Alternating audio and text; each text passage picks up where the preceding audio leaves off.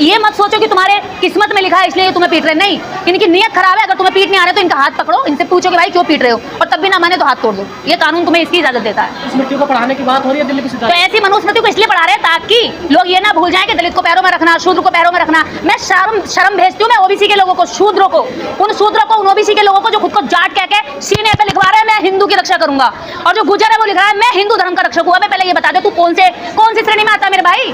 तू शूद्र में आता है, तू पैरों में आता है, तू उनके धर्म ग्रंथों में नीच आता है और तू धर्म की रक्षा करने चल रहा है। क्षत्रिय मानता है। अरे मैं बता रही हूँ ना, अरे जिसको क्षत्रिय भी कई प्रकार के होते हैं। एक क्षत्रिय वो जिनको झुंझुना थमा दिया गया है, एक क्षत्रिय वो जो वास्तव में क्षत्रिय है। ब्रह्मा के पैरों से होने वाला शूद्र कहता मैं धर्म की रक्षा करूंगा। अरे भाई पहले अपने अधिकारों की रक्षा कर ले। ओबीसी की बैकलॉग नहीं भरी जाती, ओबीसी के आरक्षण पर लगातार कुठाराघात हो रहा है और जनसंख्या काउंटिंग नहीं हो रही है, और तुम्हारी सबसे पहले मंडल कमीशन की रिपोर्ट आज तक लागू नहीं हुई है।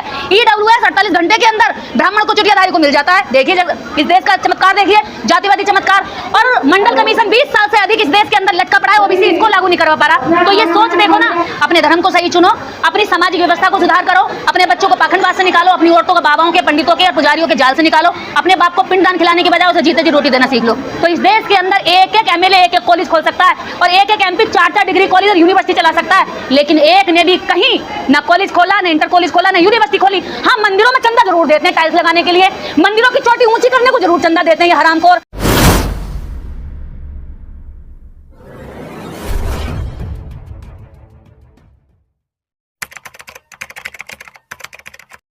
किसी को गोली मार दी जा रही है, किसी को काट दिया जा रहा है। राजस्थान में आपने अभी सुना होगा, गाजियाबाद मोदी नगर में एक दलित को मतलब गोली मार दी, हत्या कर दी। तो कहाँ समाज में सुधार आ रहा है? आप लोग इतना बड़ा अभियान चला रहे हैं। देखिए ये क्रिया की प्रतिक्रिया हो रही है। पहले लोग मार खा के, पीट कर, जुर्म सहकर चुप बैठ जाते थे या डर जाते थे, घर में जाकर बैठ जाते थे। लोग समझौता करा लेते थे कि अरे भाई कोई बात ना, ये बड़े लोगों का तो मारने का काम है, हमारे तो किस्मत में लिखा हुआ है ये पिटना, इनकी मार खाना, इनकी गाली खाना। लेकिन अब क्या है, संविधान के बाद में लोगों को ये समझ में आ रहा है कि ये मार खाना, इनसे पिटना, ये जो हमारे साथ अत्याचार करते हैं, ये हमारी किस्मत नहीं है, ये ऊपर का हमारे कर्मों में लिखा हुआ नहीं है, बल्कि ये इनकी बुरी नीयत है। तो अब जो लोग हमारे लोग प्रतिक्रिया कर रहे हैं उनकी क्रिया पर, तो ये चीज़ें फिर ऊपर से सोशल मीडिया, तो सोशल मीडिया के माध्यम से पूरे राष्ट्र भर की अलग अलग देशों की और अलग अलग देश के कोने की खबरें हमारे तक आ जाती हैं। तो ये सोशल मीडिया की वजह से आज घटनाएं पता चल रही हैं, ना तो पहले इससे ज़्यादा घटनाएं होती थी, और ये जो घटनाएं पता चल रही हैं, यही घटनाएं आज अन्य घटनाओं को रोकने के काम आएंगी, क्योंकि इसी से लोग दिन दहाड़े गोली मार दी जा रही है, दिन दहाड़े काट दिया जा रहा है, तो डर नहीं है कानून का? आपको पता है मिर्चपुर कांड, ना जाने हमारे गोहाना कांड, हमारे यहाँ गमा कांड हुआ था, 5 लोगों को मार करके जमीन में दफना दिया था, हम लोगों ने धरना दिया था, तब उनके कंकाल निकाले थे 17 दिन बाद। तो ये ऐसी घटनाएं चलती आ रही हैं। मैं जो अभी बता रही हूँ गमा कांड की, ये लगभग आज से 9 से 10 साल पुरानी घटना है। तो ऐसी स्थिति इस भारत के अंदर दलितों पर अत्याचार की घटनाएं ये नई नहीं चली आ रही है, लेकिन अब लोगों को इसके बदले आवाज़ उठाने की हिम्मत आ गई है। पहले डरते थे, घबराते थे, अब उनका डर निकल रहा है। तो अब मैं ये कहती हूँ हमारे लोगों को कि तुम ये मत सोचो कि तुम्हारे किस्मत में लिखा है इसलिए तुम्हें पीट रहे, नहीं, इनकी नीयत खराब है। अगर तुम्हें पीट नहीं आ रहा तो इनका हाथ पकड़ो, इनसे पूछो कि भाई क्यों पीट रहे हो, और तब भी ना माने तो हाथ तोड़ दो। ये कानून तुम्हें इसकी इजाज़त देता है। सेल्फ सुरक्षा की बात कर रहे हैं, अब तो दीवारों पे लिखा जा रहा है कि चमारो भारत छोड़ो। अरे भाई चमार अपना गांव ना छोड़े, भारत तो कैसे छोड़ेगा? चमार अपने गांव से इतना प्यार करे, भारत से तो बहुत प्यार करता है वो। दिल्ली यूनिवर्सिटी में ये लिखा जा रहा है तमाम यूनिवर्सिटियों में कि मनुस्मृति पढ़ाई जाएगी और चमारो भारत छोड़ो।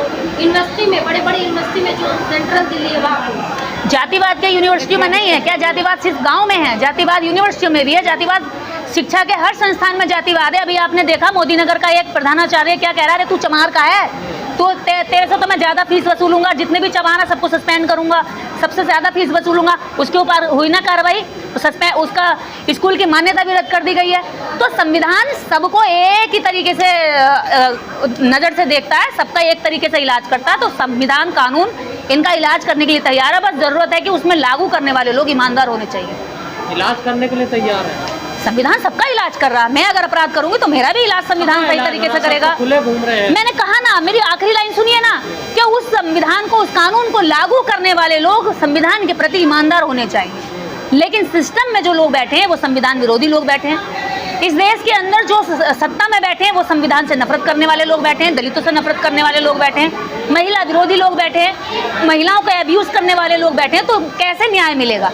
जरूरत है कि देश की जनता को ऐसे लोगों को हटा करके सत्ता में अच्छे लोगों को, संविधान के रक्षकों को बिठाना चाहिए। संविधान और महिला और जो देश की हर आवाम जो गरीब के लिए भी काम करें, ऐसे लोगों को चुनना चाहिए। पहले तो जनता को अपने टेस्ट समझना चाहिए, क्योंकि जनता भी ऐसे लोगों को नेता मानती है जिसकी मूछें चौड़ी हो, जिसके पीछे 15-20 गुंडे चल रहे हो, जिसके आगे पीछे 10-15 गाड़ी हो, जो अल्लाह बल्ला कुछ भी बोलता हो, जिसके आगे पीछे कोई तमीज की बात ना हो, जिसमें ज्ञान की कोई कमी, मतलब ज्ञान रत्ती भर ना हो और वाहियात बातों की कोई कमी ना हो। तो ऐसे लोगों को जब तक समाज जो है अपना नेता मानता रहेगा, तब तक ये समाज बर्बाद होता रहेगा।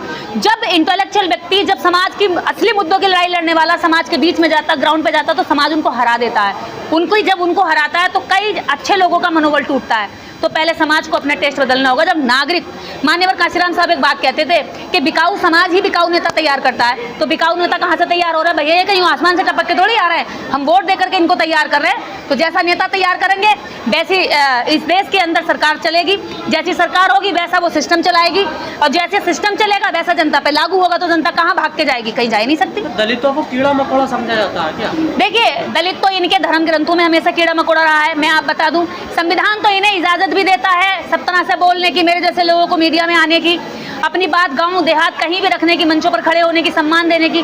जो धर्म ग्रंथ है वो तो कहते हैं कि सांप को भी आप जो है घर में पाल सकते हो, लेकिन दलित को घर में नहीं घुसा सकते, अछूत को घर में नहीं घुसा सकते। तो ऐसी घृणा सोच, जो चींटियों को भी दाना खिलाता है, जो कौवों को भी भोजन कराता है, जो बंदरों को भी चने नहीं चबाता है, जो छुछुंदर को भी कुछ ना कुछ मान लेता होगा, मौसा मौसी जो भी होगा, लेकिन दलित को रिश्तेदार बनाने के लिए तैयार नहीं है। तो यही इनकी जातिवादी सोच है, यही इनके धर्म ग्रंथों की पूजनीय सोच है, जिसको ये सुरक्षित रखते हैं। जिस मनुस्मृति का आप लोग विरोध करते हैं, बाबा साहब ने भी उसको जलवाया था, उसी मनुस्मृति को पढ़ाने की बात हो रही है दिल्ली विश्वविद्यालय। तो ऐसी मनुस्मृति को इसलिए पढ़ा रहे हैं ताकि लोग ये ना भूल जाएं कि दलित को पैरों में रखना, शूद्र को पैरों में रखना। मैं शर्म भेजती हूँ मैं ओबीसी के लोगों को, शूद्रों को, उन शूद्रों को, उन ओबीसी के लोगों को जो खुद को जाट कह के सीने पे लिखवा रहे हैं मैं हिंदू की रक्षा करूंगा, और जो गुजर है वो लिख रहा है मैं हिंदू धर्म का रक्षक हूँ। अबे पहले ये बता दे, तू कौन सी श्रेणी में आता है मेरे भाई? तू शूद्र में आता, तू पैरों में आता, तू उनके धर्म ग्रंथों में नीच आता, और तू धर्म की रक्षा करने चल रहा। क्षत्रिय मानता। अरे मैं बता रही हूँ ना, अरे जिसको क्षत्रिय भी कई प्रकार के होते हैं। एक क्षत्रिय वो जिनको झुंझुना थमा दिया गया है, एक क्षत्रिय वो जो वास्तव में क्षत्रिय है। तो जो वास्तव वाले क्षत्रिय हैं, झुंझुना थमाए वाले क्षत्रियों को लातों में रखते हैं अपनी। तो ऐसे लोगों को पहले अपनी जगह पहचान करनी चाहिए कि भाई तुम शूद्र किस जगह से पैदा हुए हो। ब्रह्मा के पैरों से होने वाला शूद्र कहता मैं धर्म की रक्षा करूंगा। अरे भाई पहले अपने अधिकारों की रक्षा कर ले। ओबीसी की बैकलॉग नहीं भरी जाती, ओबीसी का आरक्षण पर लगातार कुठाराघात हो रहा है, और जनसंख्या काउंटिंग नहीं हो रही है, और तुम्हारी सबसे पहले मंडल कमीशन की रिपोर्ट आज तक लागू नहीं हुई है। ईडब्ल्यूएस 48 घंटे के अंदर ब्राह्मण को चुटियाधारी को मिल जाता है। देखिए इस देश का चमत्कार, देखिए जातिवादी चमत्कार। और मंडल कमीशन 20 साल से अधिक इस देश के अंदर लटका पड़ा है, ओबीसी इसको लागू नहीं करवा पा रहा। तो ये सोच देखो ना कि भैया तुम्हारा कहाँ छिन रहा है, क्या नहीं छिन रहा। धर्म बचा लियो, बाद में मैं कह रही हूँ, लेकिन पहले खुद को तो बचा लो, बच्चों को बचा लो, शिक्षा को बचा लो, अपने रोजगार को बचा लो, अपने अधिकारों को बचा लो।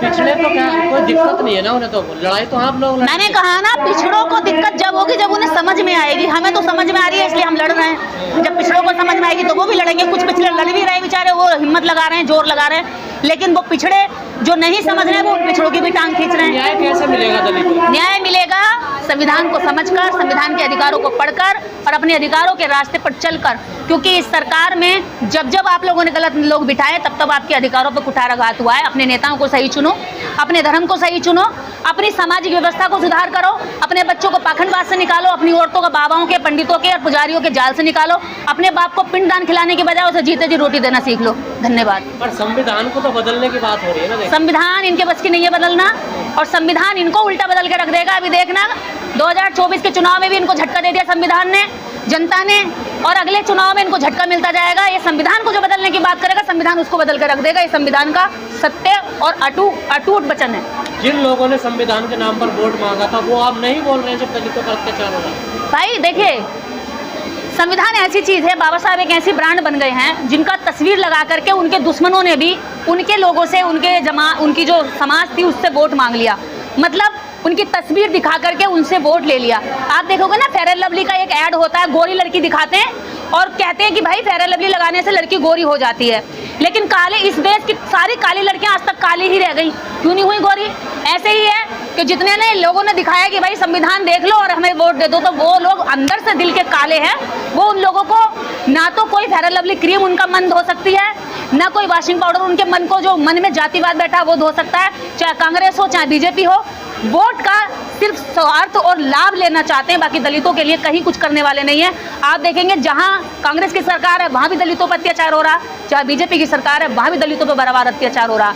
बोलता कोई नहीं है, मुंह कोई नहीं खोलता है, क्योंकि कहते हैं ना जिसकी ना फटी पैर विवाही वो का जाने पीर पर आई। तो पैर विवाही तो दलितों की फट रही है ना भाई, तो पैर विवाही दलितों की फट रही है, पीर हमारी है तो दत्त तो हम ही जानेंगे ना, तुम काहे जानोगे भाई? तुम काहे जानोगे? चांदी की चम्मच में खाने वाले लोग कहाँ जानेंगे किसी की पैर फटी विवाही की? तो उस दर्द को तुम तब जानोगे जब तुम सड़कों पे आओगे, जब तुम उनके दर्द में जियोगे। तो दिखावा जो है सामने आ जाता है। हमारा जो भला कर सकते हैं, हमारे विचारधारा के नेता कर सकते हैं, हमारे बाबा साहेब का मिशन कर सकता है। उस पर चलकर जो जितने नेता पार्टियों के पिट्ठू बने बैठे, पपेट बने बैठे, चाटुकार बने बैठे, अगर इनमें मिशन आ जाए ना तो इस देश के अंदर एक एक एमएलए एक एक कॉलेज खोल सकता है और एक एक एमपी 4-4 डिग्री कॉलेज और यूनिवर्सिटी चला सकता है। लेकिन एक ने भी कहीं ना कॉलेज खोला, ना इंटर कॉलेज खोला, ना यूनिवर्सिटी खोली। हाँ, मंदिरों में चंदा जरूर देते हैं टाइल्स लगाने के लिए, मंदिरों की चोटी ऊंची करने को जरूर चंदा देते हैं ये हरामखोर, जिनके पैरों में फटी चप्पलें थी आज नेता बन गए। तो आज इन लोगों को ये देखना चाहिए, हालांकि कुछ अच्छे लोग हैं जो कर भी रहे हैं, उनके चक्कर में वो भी पिस रहे हैं, पर ये संख्या बढ़नी चाहिए। तो मैं अपने एमएलए एमपी से हाथ जोड़ कर विनती करती हूँ, जो बाबा साहब डॉक्टर अम्बेडकर ने पूना पैक्ट पूरे समाज के समझौते के तहत तुम्हें रिजर्व कुर्सियां मिली थी, इन कुर्सियों की वैल्यू समझो। तुम एक एक कॉलेज, एक एक इंटर कॉलेज, एक एक यूनिवर्सिटी चला सकते हो, तुम एक एक चैनल अपना खोल सकते हो, लेकिन तुम्हारे बहुजन समाज के इतने मीडिया के चैनल चल रहे हैं, किसी एक बच्चे को तुम 1000 रुपये से कैमरा खरीदने में हेल्प नहीं कर सकते। यही है तुम्हारी कमजोरी और तुम्हारी कायरता।